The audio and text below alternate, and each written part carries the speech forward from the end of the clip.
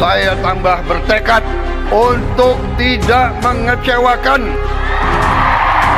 Cuba kita lihat apa respon daripada Indonesia berkenaan dengan persidangan ASEAN yang kita jadi tuan rumah. Apa Indonesia kata? Presiden Prabowo menggelegar. Dalam pidato terbarunya, seisi ruangan bergemuruh, siap habisi semua perusak negara hingga senggol Rocky Gerung. Dan di sisi lain, DPR Malaysia kembali ricuh. Mereka merasa malu terhadap Indonesia dan pemimpin dunia lainnya.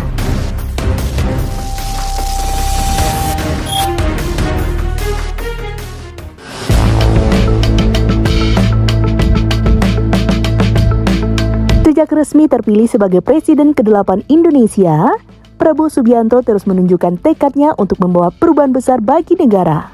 Sosok yang dulu dikenal sebagai mantan jenderal dengan ketegasan tinggi, kini berdiri di panggung kepemimpinan nasional, berjanji untuk tidak mengecewakan rakyat yang telah memberikan kepercayaan kepadanya. Dalam pidatonya yang baru saja menggema di hadapan ribuan hadirin, Prabowo kembali menegaskan komitmennya untuk mewujudkan pemerintahan yang bersih dan kuat. Suasana di dalam gedung pun bergemuruh saat ia berbicara dengan penuh keyakinan. Memang saya pun punya ketakutan. Saya takut mengecewakan rakyat saya.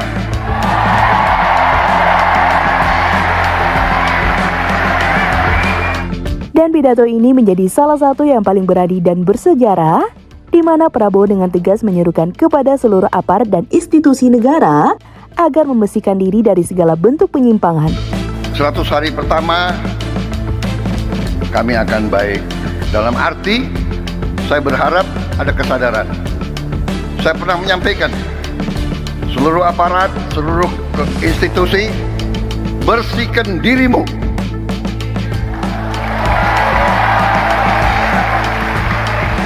Sebelum kau dibersihkan.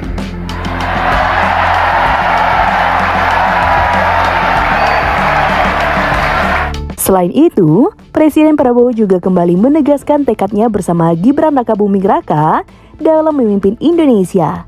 Ia menyadari bahwa harapan rakyat begitu besar terhadap kepemimpinannya. Saya tambah bertekad untuk tidak mengecewakan kepercayaan yang diberikan kepada saya. Dan saudara Gibran Rakabuming Raka dan semua anggota koalisi kami. Pak Prabowo juga telah menyatakan akan berani mengambil tindakan meski tidak populis karena semuanya dilakukan hanya demi rakyat. Pemimpin harus berani memberi contoh. Walaupun mungkin tidak populer. Dengan nada yang semakin kuat, ia juga mengingatkan bahwa tidak ada tempat bagi mereka yang mencoba merusak pemerintahan dan menentang arus perubahan. Apa yang kami perjuangkan adalah untuk bangsa dan rakyat Indonesia.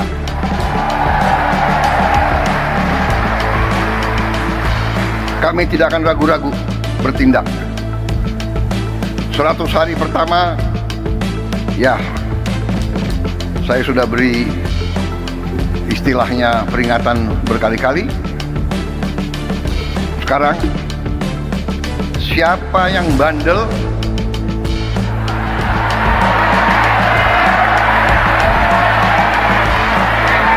siapa yang gablek, siapa yang tidak mau ikut dengan aliran besar ini, dengan tuntutan rakyat, pemerintah yang bersih, siapa yang tidak patuh, saya akan tidak.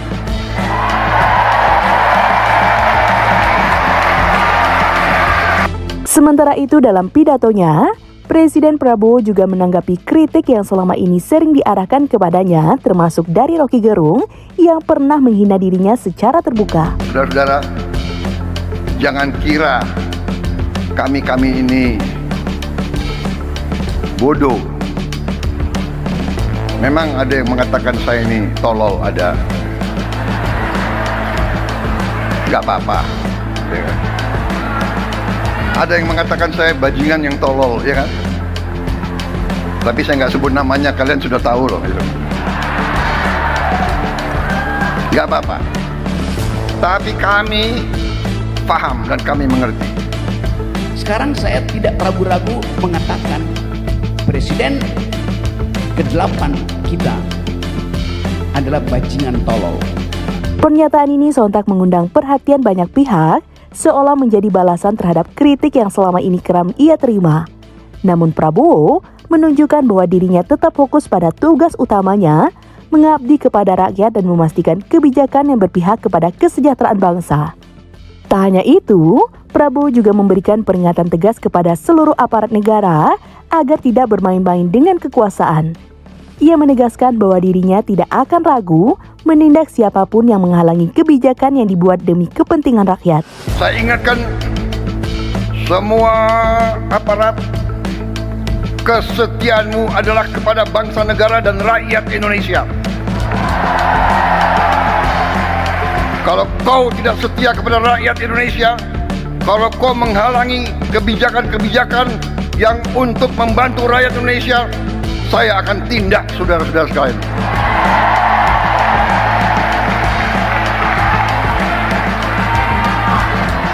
Dan saya minta menteri-menteri, pemimpin-pemimpin lembaga, tidak ragu-ragu. Saudara-saudara kita hanya bekerja untuk bangsa, negara, dan rakyat Indonesia. Terima kasih.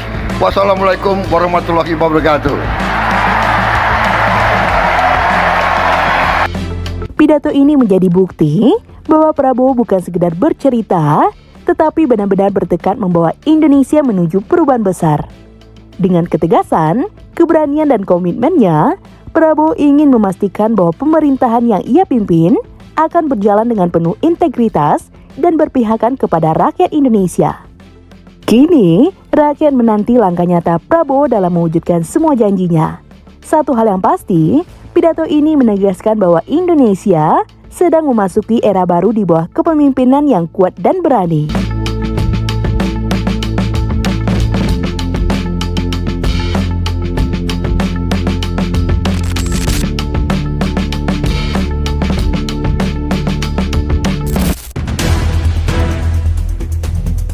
Di sisi lain, DPR Malaysia kembali ricuh, banyak investor asing berpindah ke Indonesia. Namun kenyataan ini banyak yang membantah, sampai seisi ruang DPR Malaysia ricuh. Mereka merasa malu dengan kericuan di DPR-nya oleh masyarakat Indonesia dan pemimpin dunia lainnya. Perniagaan telah menyebabkan pelabur beralih ke negara jiran yang lebih stabil dan kompetitif. 36-12 baca kan? Di mana ahli yang mengeluarkan kenyataan yang meridukan Dewan, kenyataan yang diberi oleh Parit tadi, di mana dia kata banyak pelabur sekarang tidak ataupun takut tidak percaya. Sedikit penjelasan saja. Saya ada 10 minit. Sedikit aja. Sementara itu negara-negara seperti Indonesia ada banyak contoh. Mana data awal yang kata pelabur tak percaya? Bagaimana Goodyear keluar? Mana ada data awal? Tesla. Yang lain tu aku tak tanya. Kalau rakyat saya dia beradab. Tu Parit muntah apa? Parit muntah.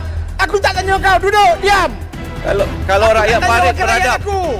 Rakyat Parit tak bagi laluan. Duduk. Parit tak bagi laluan. Bila kita bercakap sembrono, hentam sana, hentam sini, cuba kita lihat apa respon daripada Indonesia berkenaan dengan persidangan ASEAN yang kita jadi tuan rumah. Apa Indonesia kata? Ini memalukan negara. Dan ada lagi pemimpin-pemimpin lain menghina negara kita. Jadi sebab itu, kita sama-sama bangunkan negara. Pidato Presiden Prabowo Subianto yang penuh ketegasan dan keberanian menandai era baru bagi Indonesia. Dengan komitmen untuk tidak mengecewakan rakyat, membersihkan institusi dari penyimpangan, dan berani mengambil kebijakan meski tidak populer, Prabowo menunjukkan bahwa kepemimpinannya tidak akan setengah-setengah. Di sisi lain, Malaysia justru menghadapi ketidakstabilan politik yang semakin mencolok. Kericuan di DPR Malaysia yang dipicu oleh perpindahan investor ke Indonesia menjadi gambaran betapa negeri jiran ini tengah kehilangan daya saingnya. Ketika Indonesia semakin diperhitungkan di kancah global, Malaysia justru harus menghadapi sorotan tajam dari masyarakatnya sendiri dan pemimpin dunia.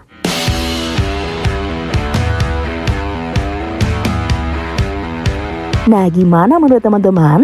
Komen di bawah ya. Sekian dulu informasi dari kita. Mimin pamit, see you on the next video.